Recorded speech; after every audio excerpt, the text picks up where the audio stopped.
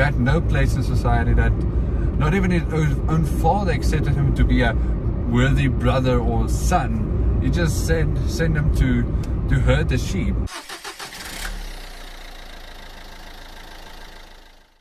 Hey Trinity Avenue, welcome to our first episode of On the Road. Today we're going to have a small chat with Mr. Keenan Davis from Ontmasker. Say hi, Keenan. Hey guys.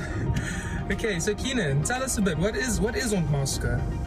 So basically, Ontmasker is my poetry page that I'm on Instagram. Basically, it's my second identity, my poetic identity, where I post my poetry, my thoughts, my ideas, and just where I share a little bit about myself, my deeper side with people.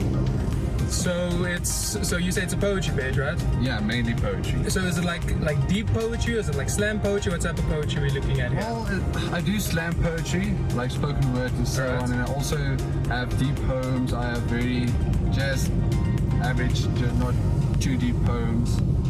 So yeah, I'm balancing poetry page. That's cool. That's pretty cool. So how did you first get into poetry?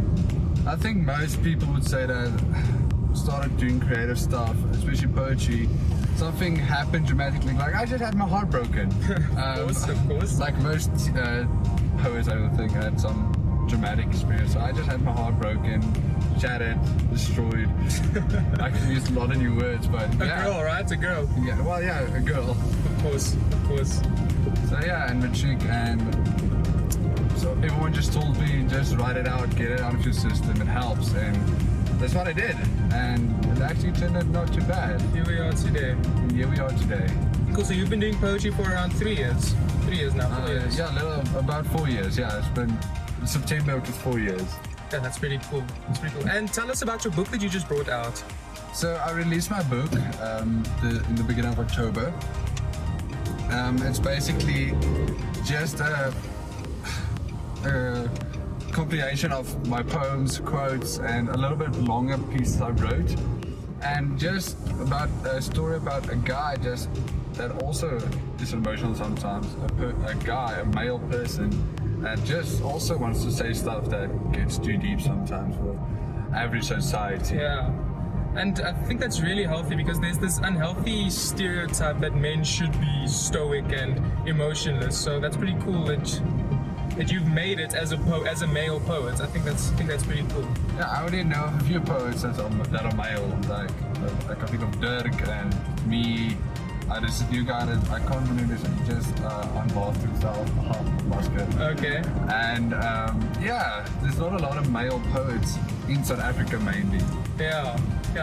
All right, dude. So tell me, when you were growing up in school, what were some of the big challenges that you faced? So because I'm tan, I got a lot of bullying because of my darker skin, so it's called me and so on. So I got really emotionally bullied a lot with that, and sometimes physical. But mainly my main struggle was I had really bad social anxiety. So like I told you the other day, I mostly was the guy at parties playing the music because I always have good music. Yeah. I was never the one on the dance floor socializing with everyone. I was just the guy in the booth playing music. Yeah. And I didn't go out at break a lot. I just stayed in class and just did what I did to do. So I didn't get out a lot until grade 10, and my life changed when I met God and Jesus. Wow. He literally changed my life from social anxiety, scared of everything, to this Energizer Bunny, just talking to everyone and mingling with everyone and just being social. Yeah, so God didn't just He didn't just help you with your spiritual problems, He helped you with some of your social problems as well. Yeah, because I don't know what happened. Basically what happened, I was this shy guy, and when I gave my life to God, 2 weeks later I noticed I'm just socializing with everybody. I'm talking to this person, and I don't feel awkward, I don't feel scared. I was like, okay, this isn't me anymore. And I totally give all credit to God for that, because it can't be a coincidence. Yeah, yes, dude, that's so cool. Alright, so Keenan, if I came to you now for advice, okay, I'm a 15-year-old guy in high school. Bottom of the picking order. What advice would you give to me for my life? So someone once told me that was really important to me. They told me that it's okay not to be okay, but it's not okay to stay not okay, because you will be okay someday. Okay. Yeah. And this made me realize that being a man is not being able to cry, being able to cry and still stay strong. And doesn't make you less of a man to be emotional. Doesn't make you less of a man to not know what to do. But yeah, we have to be stronger emotionally. I don't say you can't be a wimp or something, but it's okay. It doesn't make you less of a man. And I always think of the Bible, and I think about David, who had no place in society, that not even his own father accepted him to be a worthy brother or son. He just sent him to herd the sheep. Yeah. And the high priest came in and said, "Where is your sons? I want to anoint you king."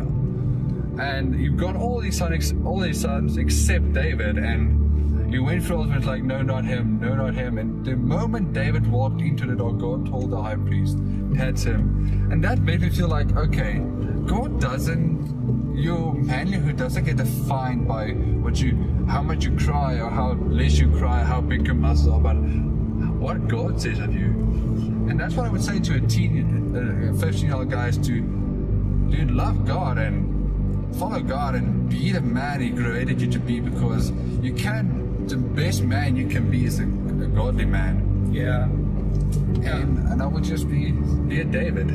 Yeah, that's really good advice, and it really helped me when I was 15. Someone gave me similar advice, and that really changed my life as well.